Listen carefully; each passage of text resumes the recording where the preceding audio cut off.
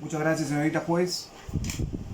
Ante usted, con su venia, el abogado de Pedro Alonso Salvatierra Guillén va a sustentar sus alegatos de cierre. He tenido la suerte de ser abogado de este ciudadano ya a partir de la etapa intermedia. En la etapa de investigación preparatoria, he sido abogado de su coimputado, que en su momento su despacho decidió quitarme la defensa por una supuesta incompatibilidad. Dejando eso de un lado, señorita magistrado, como manda nuestro catálogo procesal, culminada la etapa probatoria en audiencia de juicio, lo que corresponde es deliberar la fundamentación de los alegatos de cada sujeto. Nosotros, por nuestra parte, la defensa de Pedro Alonso Salvatierra Guillén va a sustentar, señorita juez, siempre apoyados en la justicia del derecho propio, en la universalización de los derechos fundamentales cuando se lleva a procesar a una persona. Y es así que la Declaración Universal de los Derechos Humanos, recogidos por el principio de Bangalore de la ONU en el año 2003, nos señala en su preámbulo, conforme al artículo 19 de la Declaración Universal de los Derechos Humanos, proclamado por la Asamblea General de las Naciones Unidas, dice que toda persona tiene derecho, en condiciones de plena igualdad, a ser oída públicamente con justicia por un tribunal independiente, ojo, e imparcial, para la determinación de sus derechos y obligaciones y para el examen de cualquier acusación contra ella en materia penal. Asimismo, lo reitera en nuestro sistema interamericano, el Pacto Internacional de Derechos Civiles y Políticos señala en el párrafo primero del artículo 14. El Pacto Internacional de Derechos Civiles y Políticos estipula, entre otras cosas, que todas personas son iguales ante los tribunales y cortes de justicia. Toda persona tendrá derecho a ser oída públicamente y con las debidas garantías por un tribunal competente, independiente e imparcial, establecido por ley en la sustentación de cualquier acusación de carácter penal formulada en ella o para la determinación de sus derechos, obligaciones de carácter civil. Esa conexión entre los derechos universales, los derechos humanos, con el Pacto Interamericano como vinculante a nuestro propio derecho interno, señorita magistrado, presentes todos, es que la defensa de este ciudadano pretende señalar que los principios rectores para tener en cuenta, para condenar o absolver a un ciudadano, debe estar regido primero que el derecho penal como instrumento de política criminal, que un Estado tiene el deber no solo es de ejercer su función represiva, sino contener los efectos negativos de este ejercicio ilegal del Estado. Esa es la función del derecho penal. Y segundo, sobre esta base, tener en cuenta que el juicio oral, que es en el juicio oral, en este escenario, haberse vencido los siguientes principios. Principios que delimitan las bases de una justicia verdadera. Esto es, los principios de presunción de inocencia, que no es negociable. Los principios de legalidad, que será puesto en manifiesto en toda esta fundamentación de alegatos finales. El principio de lesividad, que deberá tomar en cuenta al momento de establecer la responsabilidad y la pena que se combina para ella, para reprimirla. Asimismo, el principio del debido proceso, que tiene amplia implicancia en este proceso penal. El artículo 7º, principio de responsabilidad penal, que está proscrita todo tipo de responsabilidad objetiva.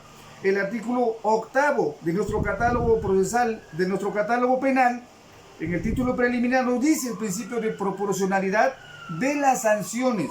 El artículo 9º, fines de la pena y las medidas de seguridad. Ante ese amplio previo comentario, señorita juez, de los delitos que se atribuye a mi patrocinado, el delito de hurto agravado en grado de tentativa, el delito de banda criminal, el delito de tenencia ilegal de armas y el delito de receptación. Todos ellos, pero con la única finalidad, supuesto, postulado por el Ministerio Público, de ejercer, de realizar el hecho de hurto del cajero del BCP en el distrito de San Martín de Porres. Antecedentes, como ya es conocido, se atribuye a mi patrocinado ser parte del ilícito penal de hurto agravado en tentativa del cajero BCP en el distrito de San Martín de Porres a las 3 de la mañana del día 7 de mayo del 2019, junto a sus coimputados, hoy acusados, excepto de una persona de Luis Zulca Salvatierra, quien fuera detenido en otro lugar a 150 metros del mismo cajero.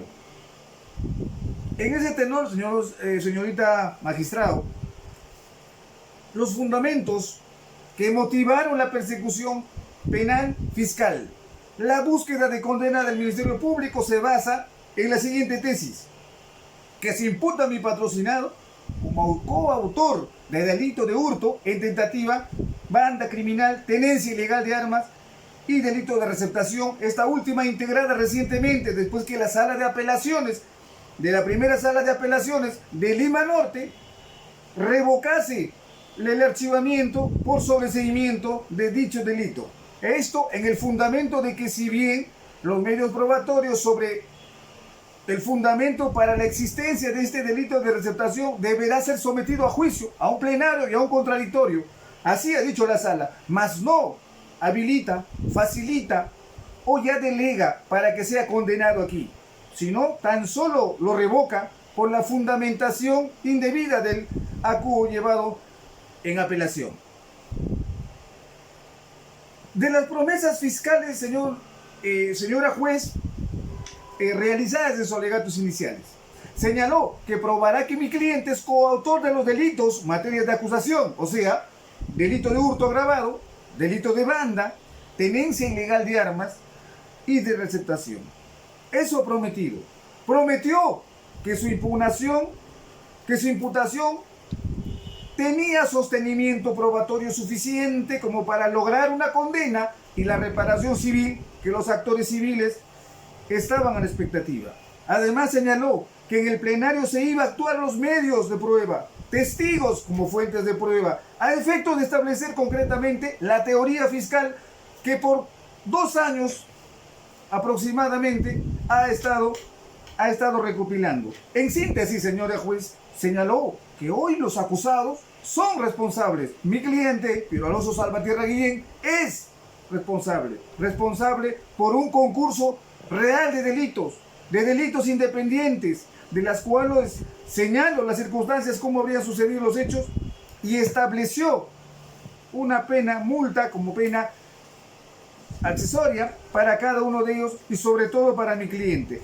Eso es en síntesis de su promesa, pero que dentro del plenario de juicio oral para el delito de hurto agravado en grado de tentativa no se ha logrado definir el grado de participación. ¿De quién? De Piero Alonso Salvatierra Guillén.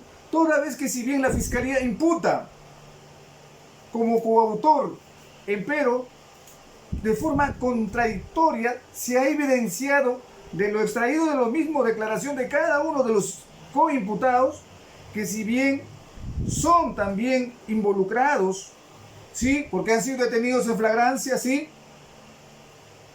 empero que primigeniamente en sus ampliatorios de declaración sostuvieron de manera coherente, de manera clara, de manera no contrariada, que fue otra persona quien les invitó, quien preparó todo este hecho. ¿Cómo se llama, señora juez, ese elemento? ¿Cómo se llama ese episodio? Actos preparatorios. Les invitó a participar, siendo también esa persona quien llevó, junto a otra persona que habría huido del lugar de los hechos, las herramientas, las indumentarias y hasta el vehículo Toyota que se utilizó para anclar y jalar el supuesto cajero del BCP. Entonces, este mismo sujeto se autoproclamó propietario del vehículo. Y todo eso, señora juez, se ha demostrado en juicio. ¿Y cómo se ha demostrado? Antes de eso, señora juez, quiero hacer una especificación doctrinaria sobre la casación 1426-2018 de Cusco, en donde se toma como referencia a la doctrina de Jacobs. Resulta que desde la perspectiva de sostener la coautoría, estamos hablando de una coautoría, concurre cuando dice el plan de los intervinientes se contribuye, las aportaciones necesarias para la ejecución sean todos los estadios del delito, sea entre los distintos estadios, de manera que también personas no participantes en la ejecución codeterminan en la ejecución de esta, o que se lleve o no a cabo. Los requisitos son la decisión común del hecho y la intervención de la comisión a título de autor. Esa es la que nos señala la doctrina.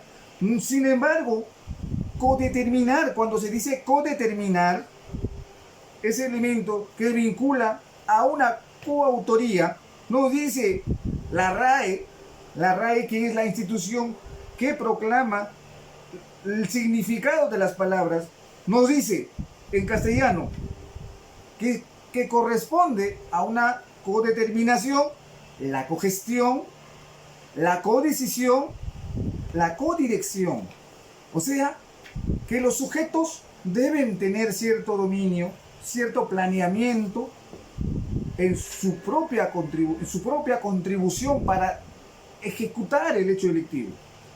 Ejemplo, por lo tanto, no sería bueno introducir en esta directiva nuevos derechos de consulta y codeterminación. Esa sería más o menos la aproximación que se haría si queremos hablar de una vinculación como una unidad planificada de ejecución, la cual sí le daría lo que es la coautoría. Sobre las teorías de la coautoría y la participación para el delito de hurto, señora juez, es necesario decir que Roxin en el año 2009 señala que la teoría de esta teoría se desenvuelve sobre la base de dos conceptos determinantes, animus actoris y animus socii, lo que implica actuar o querer el hecho.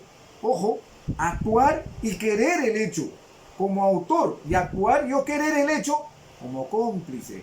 Esa determinación, su judicatura deberá realizar la debida separación.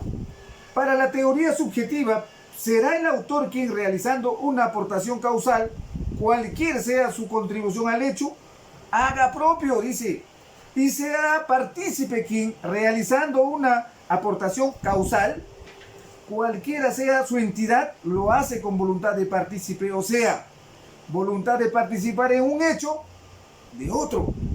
Dentro de la misma teoría subjetiva de autor se han desarrollado dos subteorías, esto es, la teoría del dolo y teoría del interés. Para la teoría del dolo, quien actúa con animus actoris será, siempre que decida sobre la ejecución del hecho, será cómplice, aquel que ha sido subordinado su voluntad a la del autor. A la del autor. Es decir, su voluntad es dependiente ¿de quién? Del autor. Destacan en tanto que perfiladas hasta cierto punto las teorías que infinidad de variantes atribuyen al partícipe, en contraposición al autor. Una voluntad dependiente, subordinada, parten de quien el partícipe se hace dependiente de ese autor, al dejar la ejecución del hecho a criterio de esto. Entonces lo que queremos señalar es que en el delito de hurto, en este delito de hurto se invoca la teoría de la razón, que si bien Piero Alonso Salvatierra Guillén aceptó su participación en el hecho de hurto desde sus primeras manifestaciones, y eso es un hecho probado, eso es un hecho que la defensa no pretende, por buena fe procesal, desvincularse tampoco, empero que desde ella debe ser debidamente delimitada entre una verdadera participación, si es coautoría, o podríamos estar dentro de una participación no esencial,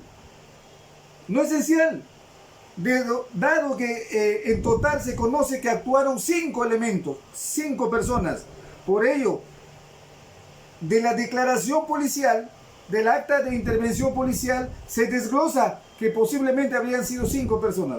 Por eso mi cliente no acudía de igual forma, si no acudía al evento delictivo, ese hecho delictivo tampoco se hubiese dejado de concretar, toda vez de que el aporte de Pedro Alonso Salvatierra Guillén o como de cualquier otro de estos coacusados no sería esencial, sino de aquel que trajo la camioneta, que trajo los instrumentos, las pasamontañas, la comba y el vehículo mismo, y ofreció con una premeditación quizá anterior, de la cual Fiscalía tampoco ha aprobado. El Código Penal, señora juez, en el decreto legislativo 956, artículo 25, señala sobre la complicidad primaria y complicidad secundaria. Esto para aspectos de principio de legalidad en nuestro catálogo penal. La prohibición dice el que dolosamente preste auxilio. Artículo 25, complicidad. El que dolosamente preste auxilio para la realización del hecho punible, sin el cual no se hubiese perpetrado, será reprimido con pena prevista para el autor. O sea, el aporte tiene que ser necesaria, tiene que ser insustituible, tiene que ser imprescindible. De no ser así, estamos hablando de otro tipo de participación. Los que de cualquier otro modo hubiera dolosamente prestado asistencia, señora juez, dice, se le disminuirá prudencialmente la pena. Por ello, el delito de hurto en tentativa, si bien se ha logrado demostrar la participación de mi cliente, empero no se ha logrado determinar fuera de toda duda razonable la fase completa del intercrimen, esto es, actos preparatorios. El delito tiene etapas, señora juez, y esto es acto preparatorio, acto de ejecución y de consumación de ese delito, siendo que para delitos en pluralidad de imputados requiere conocer el nivel de reproche para cada uno de ellos, el nivel de aporte que estableció, que generó y que evidentemente fuera de toda duda razonable se verificó en un juicio oral. Esto, señora juez, aludido más en cuanto en el plenario se pudo conocer que a quien pertenece el dominio ejecutiva de la acción desde sus actos preparatorios no es a mi cliente. Se sabe por la versión de los mismos coimputados que en su primera manifestación ante la instructor policial con presencia fiscal fue unánime. Todos señalaron que Richard, alias el Cabezón, fue quien los invitó para ese día. Sobre el delito de banda criminal, el artículo 317 del Código Penal, él dice, nos señala, nos invita a conocer que el que constituya, integre una unión de dos o más personas que sin reunir, ojo, alguna, dice, de las características de la organización criminal dispuestas en el artículo 317, tenga por finalidad u objeto la comisión de delitos concertadamente, será reprimido con la pena previsto para ello. Bien, no se ha podido probar el delito de banda criminal en este proceso, no cuando corresponde a Piero Alonso Salvatierra Guillén. Para que ello suceda, no se ha probado lo siguiente: cómo se constituyó Piero Alonso Salvatierra Guillén en el delito de banda, cuál es su aporte, cómo se integró, desde cuándo, dónde, qué delitos cometieron junto a sus coimputados. Ninguno, señora juez, y así se ha dado a conocer en el plenario. Todo lo contrario, que algunos de los imputados, de los coacusados, sí han estado o están presentes en algunos expedientes. Además, no se ha probado tener finalidad de cometer un delito. ¿Qué delitos cometió? Siquiera con uno de los acusados. No comparte carpeta, no comparte expediente. Con ninguno. No existe. Es evidente que solo se participó en los hechos de manera espontánea. Se participó en hurto, la cual tampoco se materializó, sino se quedó en tentativa. Y como hecho aislado que corresponde y al mismo agravante del delito de hurto agravado, realizado durante la noche, y esa debe ser la materia de pronunciamiento en cuanto se pretende imponer una condena. Los medios de prueba de cargo presentados por el Ministerio Público, señora juez, para el delito de banda criminal son los siguientes. ¿Cuáles? Enumera los ofrecidos y señala que para delito de banda se ha probado con diversas llamadas, con el levantamiento del secreto de las telecomunicaciones entre mi patrocinado y algunos de los integrantes. Se ha dicho que se han comunicado, que estos con mi cliente se habrían comunicado incluso desde el año 2018. El año 2018 mi cliente tenía 17 años de edad, en la cual llamadas telefónicas que se atribuyen estar vinculados con sus supuestos coimputados no prueba nada, y prueba llamadas incluso en abril del año 2019 como 7, 10, 14, 20 llamadas con algunos de los coimputados. ¿Eso prueba algo? ¿Eso prueba una banda? La banda no, señora juez, no prueba solo registro de llamada. Para probar banda, o tiene que existir otra prueba más idónea, de mayor referencia. Por ejemplo, escuchas, o haber sido imputado en otra carpeta fiscal, en otro proceso penal, por delito de banda. ¿Sí? ¿Podría deducir algo? Sí. Pero solo por haber realizado levantamiento del secreto de las comunicaciones, en donde no solo obra el teléfono de algunos de coimputados, sino obra otras centenares de llamadas también, que nada tienen que ver con estos coacusados. Y fuera de todo ello, el teléfono que se le atribuye a mi patrocinado, se dice de que habría sido consignado con sus generales de ley en otra carpeta fiscal, cuando afrontaba un proceso a sus 17 años, o sea, en minoría de edad. Empero también se ha dicho, y se conoce y se ha probado, que no se encuentra registrado a nombre suyo. Entonces, los teléfonos celulares que se pretende vincular de llamadas de sus coimputados tampoco les pertenece a sus coimputados. Permítame verificar en los alegatos finales del Ministerio Público. Ha señalado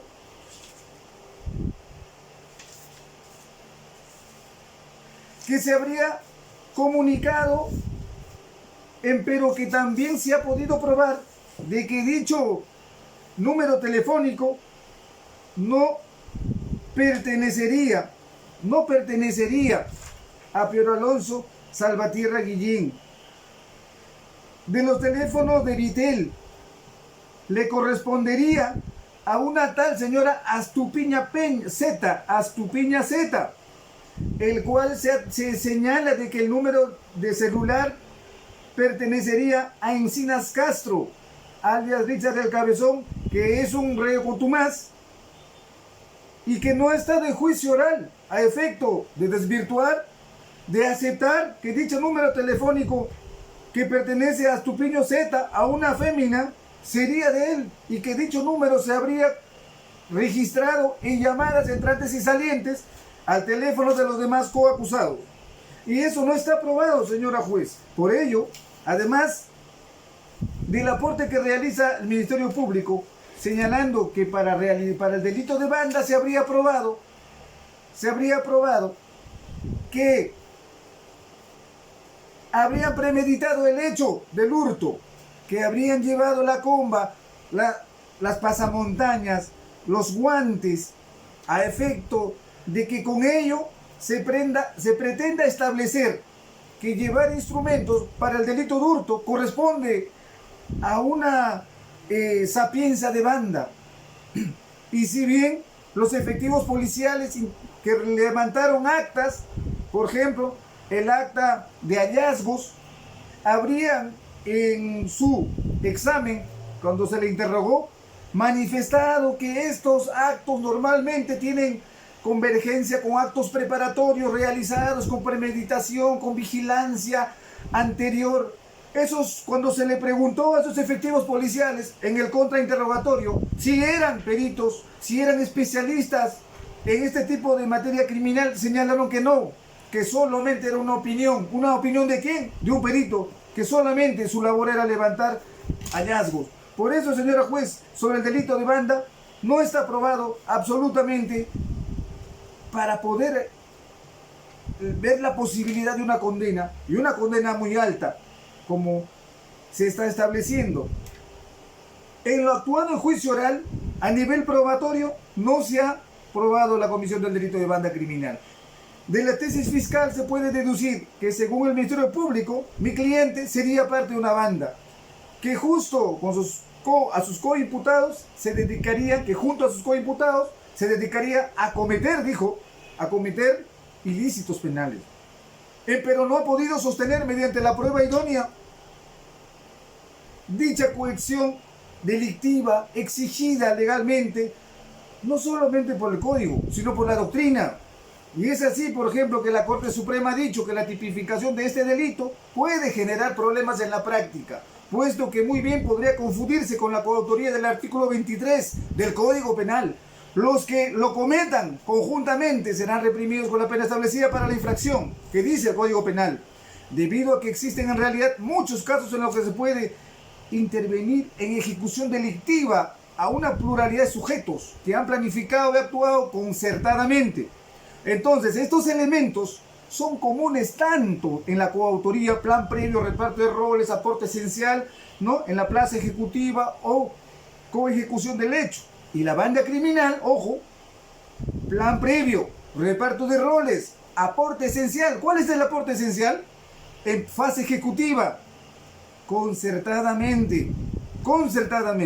E incluso el delito de banda criminal podría también confundirse con el delito de marcaje. ¿Sí? ¿Por qué?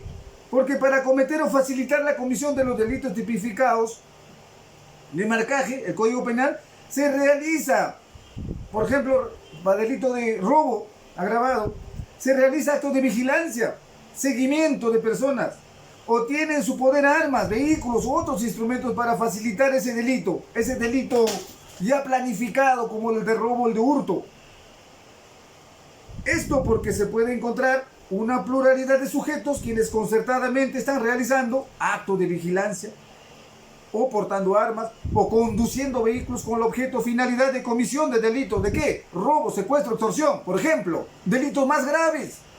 Y también estos hechos tienen elementos afines, tanto en el marcaje, pluralidad de agentes, actos de vigilancia, concertación, objeto de qué? De cometer delitos. Y en la banda criminal, pluralidad de agentes, concertación, objeto de cometer delitos. Por eso es muy necesario establecer la diferenciación, señora juez, y eso recaerá sobre su judicatura, elaborar una motivación conforme a derecho. Se podría alegar que la coautoría, siempre los agentes actuarán en actos ejecutivos y que los actos que integran el delito de marcaje serían en realidad actos preparatorios de otros delitos, y por eso no se podría confundir ya el delito incluso de marcaje o reglaje como delito de banda. Bien, entonces, señora juez, sobre esa base, en el delito de banda criminal, los elementos típicos a que su despacho debe tomar en consideración, en cuenta, para poder fundar una condena, es que la constitución de unión, tiene que haber una unión determinada. Además, unión de dos o más personas, pluralidad de agentes. Además, unión sin reunir alguna, dice alguna o algunas de las características de una organización criminal, pero no dice ningunas. Finalmente, objeto delictivo, esto es unión que tenga por objeto cometer delitos. Dice delitos, no dice un delito, dice delitos, y exista esa peculiaridad de esta aglomeración de sujetos de cometer. ¿Qué prueba nos ha traído Fiscalía? Ningunas. ¿Dónde encuentra una carpeta de mi cliente con Pedro Mataki, Obregón Mataki o con Encinas Castro? En ningunas. La Constitución, por ello, señor juez, la constitución de dos o más personas importa una pluralidad de agentes. Esta pluralidad de agentes, elemento importante para una banda, ¿no? Generalmente, señora juez, un grupo de banda criminal se integra por el mayor posible de sujetos, ¿bien? Por mayor posible de sujetos, pero esto a efecto de que puedan realizar su cometido, o sea, planes criminales. La unión sin reunir alguna de las características de la organización criminal importa tener en consideración sus tres elementos: pluralidad de agentes, estabilidad o permanencia, la finalidad de cometer delitos. ¿En qué momento se ha probado la pluralidad de agentes, en qué momento se ha probado la estabilidad o permanencia o la finalidad de cometer delitos probados, hechos probados, lo que se necesita para una condena. Señora juez, no levantamiento de secretos de las telecomunicaciones vinculados a números que ni siquiera son o pertenecen al individuo imputado. De las pruebas actuadas en juicio oral, las actas de intervención de registro vehicular solo son evidencias de hurto. Los documentales que solo prueba el hurto, más no banda.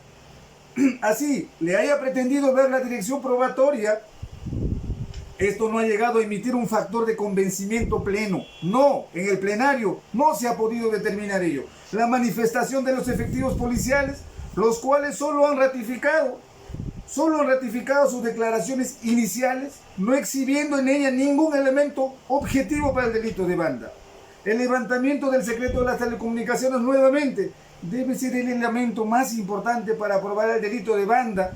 Empero, lamentablemente, a pesar de ese esfuerzo realizado por la fiscal en 3 sesiones de leer todo lo recaudado de llamadas entrantes y salientes de número de celular, que en el plenario no se ha señalado a quién le pertenece, no se ha detallado qué persona habla con quién, o qué han dicho, dónde los vamos a ver, vas a llevar la comba, tienes que llevar el vehículo, tienes que traer arma, ¿qué han dicho? Nada.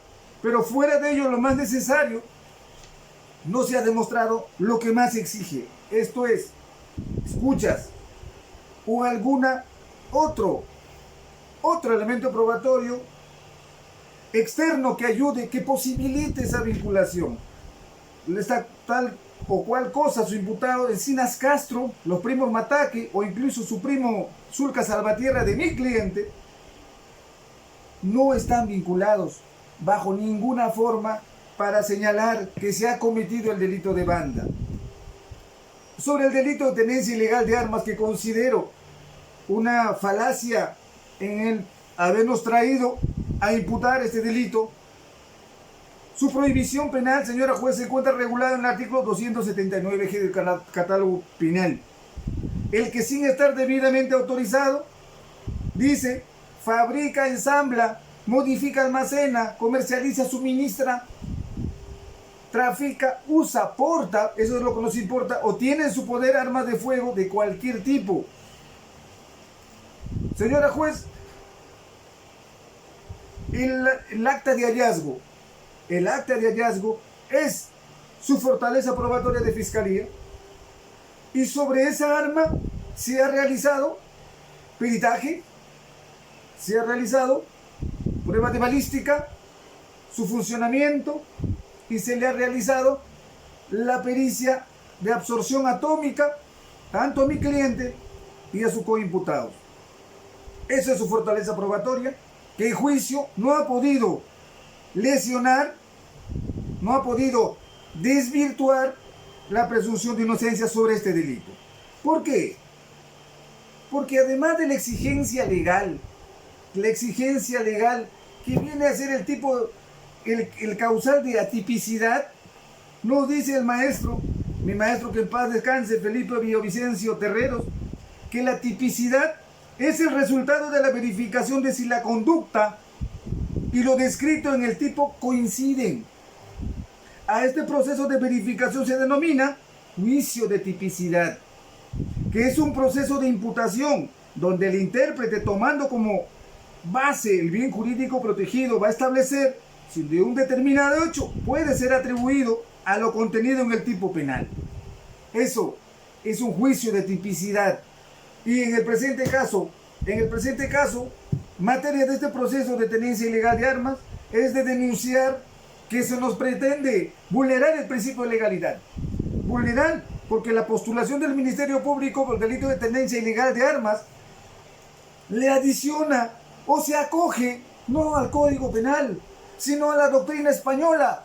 ¿Desde cuándo la doctrina española hoy en día es el elemento rector de tipicidad, que es un consenso mundial desde la doctrina alemana, recogida por grandes dogmáticos? El principio de legalidad, señora juez, exige, y sobre todo su principio de taxatividad, es la garantía constitucional de la ley previa, cierta y vigente. La doctrina extranjera, que una sola vez se trabajó en la Corte Suprema en el recurso de nulidad 1970-2017 de la libertad sobre el delito de tenencia ilegal de armas de fuego, sobre el delito de ilegal compartida. Entonces, sobre el principio de legalidad debemos decir que el arma de fuego fue encontrado en el piso y eso es un hecho probado a 15 metros, pues un hecho probado conforme el acta de hallazgo. El arma no se le encontró a ninguno de los acusados, menos a mi cliente Pedro Alonso Salvatierra Guillén. Es un hecho probado. ¿Por qué? Porque existe el registro personal que no se le encontró. Los hoy acusados no eran los únicos que se encontraban en el lugar, sino se sabe que 2 sujetos también habrían huido y es un hecho probado. ¿Por qué? Porque lo manifestó un efectivo policial, que aproximadamente eran 5 o 6 sujetos. Señaló, el delito de tenencia ilegal de armas es considerado como delito de propia mano.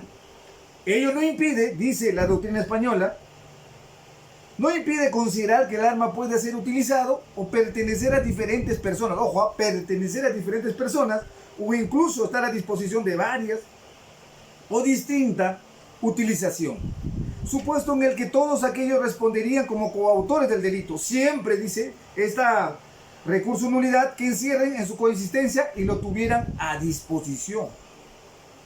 En el caso que estamos señalando, señora juez, en el caso que estamos señalando, se trataba de un sujeto que había hurtado el arma de fuego a un efectivo policial en La Libertad. Y luego, semanas más tarde, este sujeto libaba licor. El sujeto se llamaba Francisco Flores Briceño, con otros coimputados. Y se pusieron a hacer disparos al aire, de la cual el dueño de la tienda llama a la policía. Al llegar la policía, estos sujetos lanzan el canguro conteniendo el arma de fuego. Eso es un elemento objetivo. Sujetos bebiendo, realizaron disparos y salió pólvora, salió antimonio, bario y plomo, y a todos les salpicó estos gases. Entonces no existía forma de poder huir a dicha imputación. Pero esa es la forma en donde se les atribuye la tenencia ilegal de armas compartida, porque señala que cada uno pudo haber utilizado, más aún en su estado etílico. Por ello, el principio de legalidad es uno de los límites más tajantes al poder punitivo del Estado. Este aforismo nulo pena sin el eje. No hay pena, no hay crimen sin una ley penal previa. Este aforismo sintetiza qué significa el principio de legalidad, fundamento del castigo.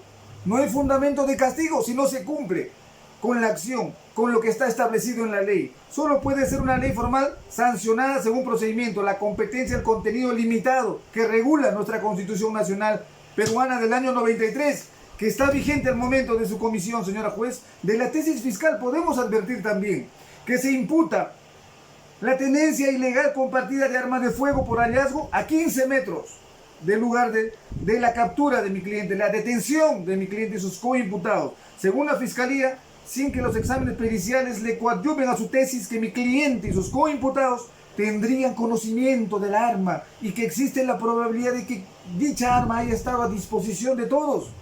Pero también se ha señalado en sus alegatos finales de la misma fiscal el día anterior a este alegato, ha señalado de que uno de los sujetos, un efectivo policial, señaló, y también lo dijo el actor civil, que un efectivo policial señaló que uno de los sujetos se baja del vehículo, realiza disparos y luego tira el arma.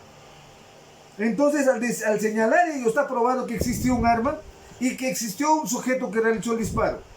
Lo que no encontramos, señora juez, es al sujeto que realizó el disparo y al propietario de esa arma. ¿Disponibilidad del arma? ¿Cómo? ¿Cuándo? ¿Dónde? ¿En qué momento pudo mi cliente tener acceso a esa arma? Si quien realizó el disparo y lo tenía en posesión era otro. Lo que el Ministerio Público está tratando de pretender de buscar es que la responsabilidad penal de A lo soporte B, siendo personalísimo la responsabilidad penal. Para el Ministerio Público, el artículo 296G del Código Penal no le importa, si no interesa la doctrina española, a pesar que dicha norma, dicha arma ha podido estar incluso sembrada por los efectivos policiales a efecto de agravar la situación de los intervenidos. Eso no es un hecho probado, pero es una posibilidad y que por las máximas de la experiencia lo sabemos. El Ministerio Público, señora juez, para efecto de sus pretensiones punitivas, ¿qué elementos probatorios ofreció para tenencia ilegal de armas? Compartida. Acta de intervención, acta de hallazgo de armas de fuego, acta de lacrado de arma en funcionamiento, con 2 cartuchos, 2 casquillos para arma corta, o sea, para este revólver Ranger de nacionalidad argentina, de fabricación argentina, y 2 casquillos de arma larga. Arma larga no se encontró. Entonces, era disparo de los mismos efectivos policiales. Acta de intervención, además ofreció peritaje químico forense realizado, ¿no? Y encontrándose plomo en 0,52 gramos. Lo permitido, dice, medianamente 0,38. Pero es el único elemento también. No se ha encontrado antimonio, bario, nada. Ningún otro componente que se puede desarrollar y pensar que sí ha existido complicidad o al menos cercanía en el uso de ese arma de fuego. Ninguno de los elementos ofrecidos prueba la tenencia compartida, solo existe hallazgo, solo es eso, y con eso no se puede condenar. El aporte de la prueba pericial por parte del Ministerio Público. Se examinó a los peritos, tanto de balística de campo, pero cada uno de estos solo reafirmó su labor de resguardar la intangibilidad de la escena. Por una parte, por otra, balística, la ingeniera PNP Sheina Helen Castañeda Barreto, a quien se denotó una inadecuada conducta en su calidad de perito forense, ya que se adelantó a su labor estableciendo juicios de opinión jurídico. Y eso le está prohibido, a pesar de que se le objetó, pero no se ofreció las mejores garantías en este juicio oral. Luego que señaló, yo creo que sí se realizó disparos, pero no está segura, siendo la experta. Pero luego dice que sí hay otras formas de infectarse de plomo, por ejemplo, usando tierra. Y mi cliente trabaja en construcción, todos trabajaban en construcción. Dice, a la presión, ¿no?, de su aporte, a que depende de los acusados, insiste en señalar que no necesariamente debe existir otros elementos químicos. Eso es grave, como antimonio, bario. Esto señala por desconocimiento que la imputación es de tenencia compartida. O sea, peor aún, cuando se trata de involucrar a Luis Zulca Salvatierra, mi defendido, quien se encontraba a 150 metros. Era mi defendido Luis Zulca Salvatierra, fue detenido a 150 metros. O sea, con ello denota que dicho perito debe ser excluido por ineficiencia, pero eso no nos compete a nosotros. Asimismo, se realizó la pericia de resto de disparos de arma de fuego, a fojas 88 a 91, a los acusados Piero Alonso, mi cliente, Salvatierra Guillén y Obregón Mataque, siendo negativos tanto de antimonio y bario y positivos para plomo. Y aquí la discusión científica y médica, señor juez. El peritaje es una declaración de ciencia, puesto que el perito simplemente expone lo que conoce, mediante la observación, deducción, inducción de los hechos en que basa su dictamen, sin pretender ningún efecto de juicio concreto. Y eso es lo que ha hecho el perito. La revista mexicana de medicina forense 2018 nos señala algo. Cuando se produce un disparo, se sucede una serie de reacciones físico-químicas que determinan la producción de residuos de pólvora, nitritos, nitratos, restos de plomo, de cobre, del detonador de la carga iniciadora como de bario antimonio, que se denomina genéricamente como residuos de disparo. ¿Qué residuos de disparo se encontró en mi cliente? Plomo. Trabajaba en construcción un día antes. Estas partículas quedan depositadas sobre las manos de la persona, dice esta revista, que acciona el arma en las prendas en el arma de fuego y su presencia. Por tanto, es indicativa de que se ha producido la descarga de la misma. Los residuos de disparo están bien caracterizados y básicamente consisten en una combinación de plomo, antimonio y bario y otros elementos incluso. En el 2007, se señaló esto, ¿no? Los principales fuentes donde se encuentran los residuos orgánicos son el proyectil, plomo, antimonio, y el fulminante es filnato de plomo, nitrato de bario y sulfuro de antimonio. La acción de dichas sustancias químicas impulsa el proyectil afuera del arma de fuego y así dirige el objetivo, permitiendo que se escapen vapores, finas partículas de pólvora que se depositan en áreas que se encuentran alrededor, incluyendo las manos, rostro, prendas de vestir de la persona que dispara o cercanía a él. ¿Qué se encontró en los señalados? Mi cliente y su coimputado. Plomo, solamente plomo, 0,5 gramos, 50 gramos y 0,38 permitido, dice, por contagio o por infección. Los valores contenidos tras el análisis de espectrometría de absorción atómica se registran, por ejemplo, esto es de Costa Rica, en donde nos señala, por ejemplo, que en un examen realizado, los valores de espectrometría mostraron tomadas al dorso de la mano, dorso izquierdo, 19% de plomo, 279.4 de bario y 70.05 de antimonio. Palma izquierda, 434.6 de plomo, 625.1 de bario, 91.93 de antimonio. Valores de espectrometría, muestras tomadas en dorso y plano de la mano percutora. Los resultados se registran en ppb, partes por billón. Eso nos denota de que no es de recibo que solamente se diga se realizó disparo, pero se le encontró solamente plomo. Solamente plomo.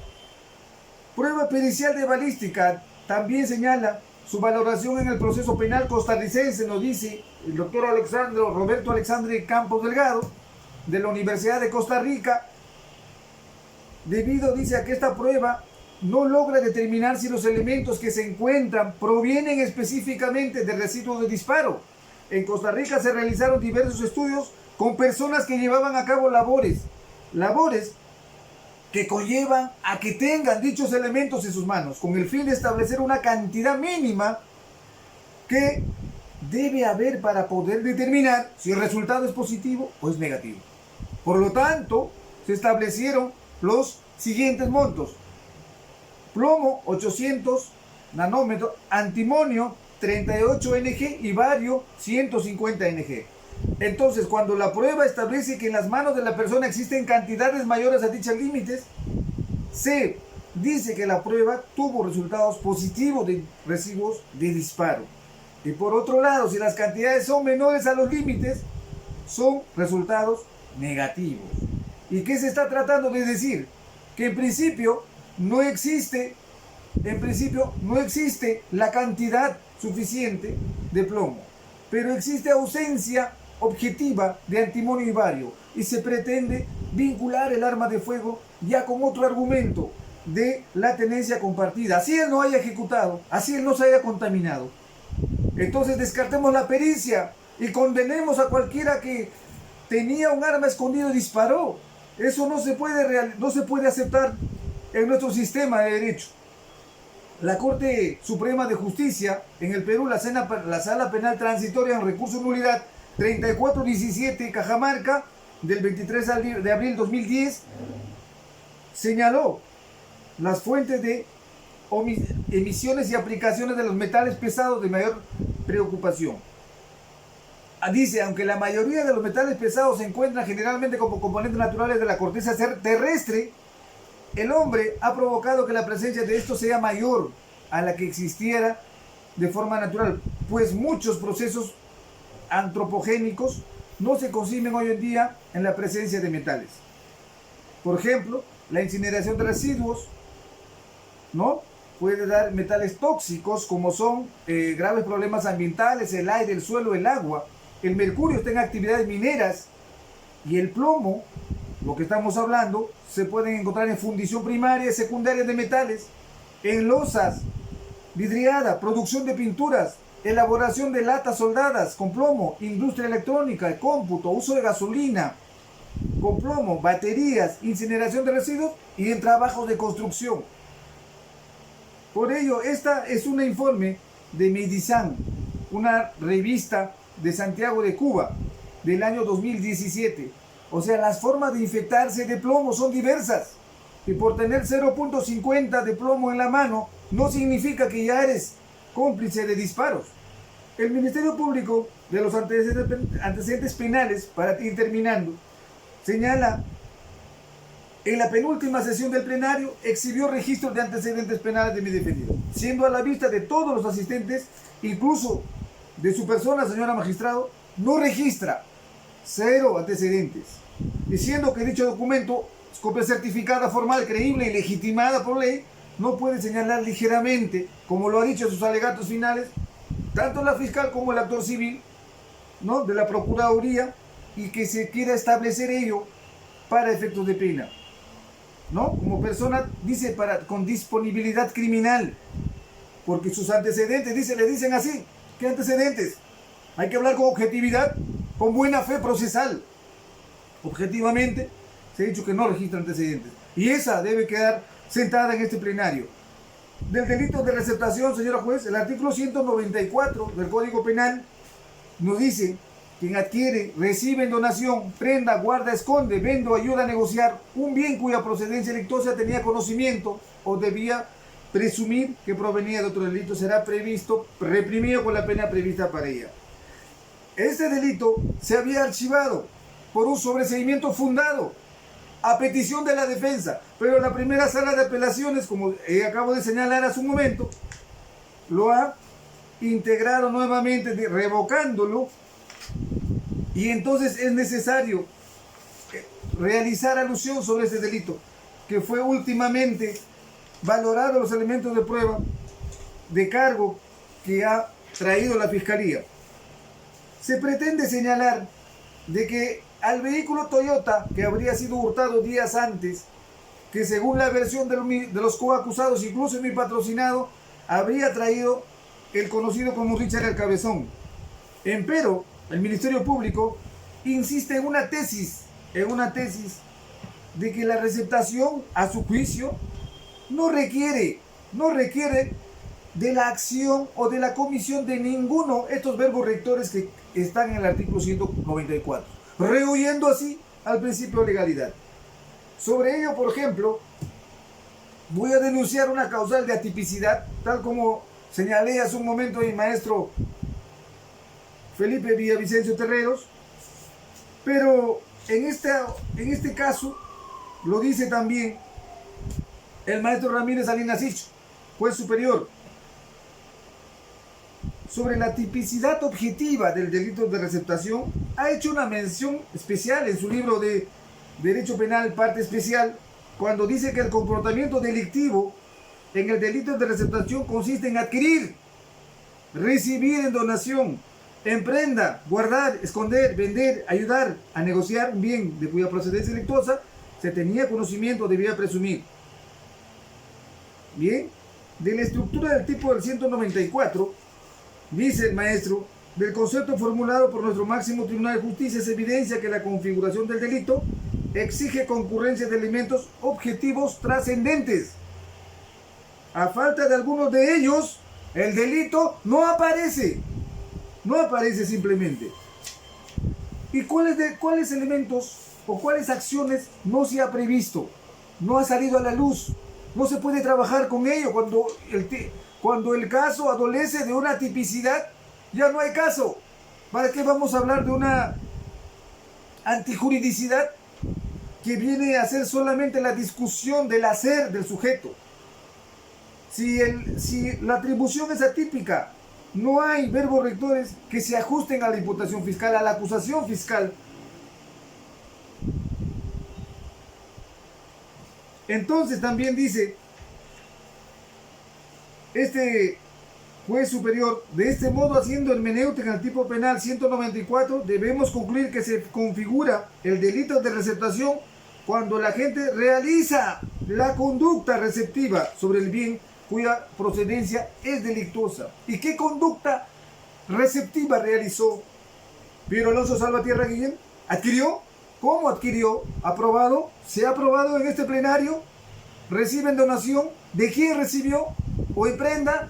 ¿A quién le emprendó? ¿Guardó? ¿Dónde? ¿Cómo? ¿Bajo qué parámetros se probó eso? ¿Con qué prueba? ¿Vendió? ¿A cuánto lo vendió? ¿Ayudó a negociar a quién? Sí, se ha dicho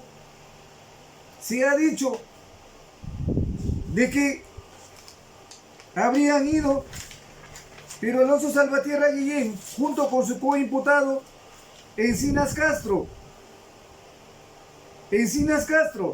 y uno de los Pedro Mataque, habrían ido a recoger el vehículo a Carapongo. ¿Acaso se ha dicho qué elemento de prueba de cargo se ha traído para poder objetivamente probar ello? Ninguna. Solo dice por las llamadas que se han hecho el levantamiento y que las llamadas provenían de Carapongo, el lugar donde habría sido hurtado el vehículo y que habría sido trasladado a la zona norte para la comisión de este delito. Pero a esa tesis fiscal, el propio agraviado, el señor Tejeda Hilario, propietario de la camioneta Hilux, nunca concurrió a juicio. Se escondió, bloqueó las llamadas, los mensajes al especialista, y eso obra en el juicio. ¿Algún agraviado haría eso si se ha sentido receptado, hurtado? No. En su declaración tampoco ha podido establecer un juicio de conocimiento, de identificación a ninguno de los imputados, menos a mi cliente. Por ello, señora juez, es necesario que si vamos a condenar, condenemos, pero en base a derecho, en base a la doctrina y a la jurisprudencia, pero no solamente a un tribunal español, que en el Perú, en la Corte Suprema, al menos para el delito de tenencia compartida de armas de fuego, se ha resuelto un solo caso y en contextos totalmente diferentes. Bien, sobre el delito de receptación, ya tenemos jurisprudencia en la resolución superior del 21 de diciembre del 98, en el cual el procesado sostiene, dice que no sabía la procedencia ilícita de dichos semovientes, parece que se trataba de animales, pero al no haber comprado con las formalidades de costumbre en esa zona, cuál es la adquisición mediante un contrato de compraventa, denominado carta de venta de intervención de la autoridad comunal, es de presumirse que sabía de la procedencia delictiva de los animales, tanto más que al día siguiente del modo inmediato, a su vez lo vendió los animales a José Orozco Cruz. En consecuencia, ha cometido el delito de receptación, ¿no?, previsto en el artículo 194 del Código Penal, pues la intención del acusado era adquirir el producto del robo de ganados y negociarlo posteriormente a fin de evitar la captura de los autores del latrocinio originario. Estamos viendo que este sí es un caso de receptación, comprar conociendo su menosprecio en el precio, o sea, a un precio bajo. ¿Quién te lo vende?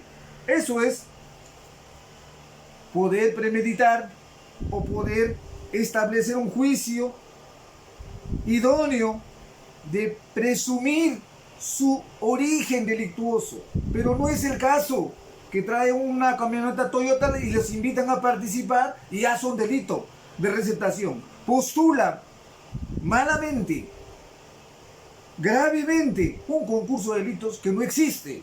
Y además la segunda, otro de igual línea, el razonamiento, tenemos la resolución superior del 29 de mayo del 98, en la cual el derecho actuando sostiene que si bien el procesado manifiesta no haber tenido conocimiento que el bien que adquirió fuera objeto de hurto, sin embargo, el exiguo pago que adquirió fuera objeto de hurto, sin embargo, el exiguo pago, más aún al no haber exigido la factura correspondiente, permiten concluir que se ha llegado a establecer la comisión del ilícito de receptación.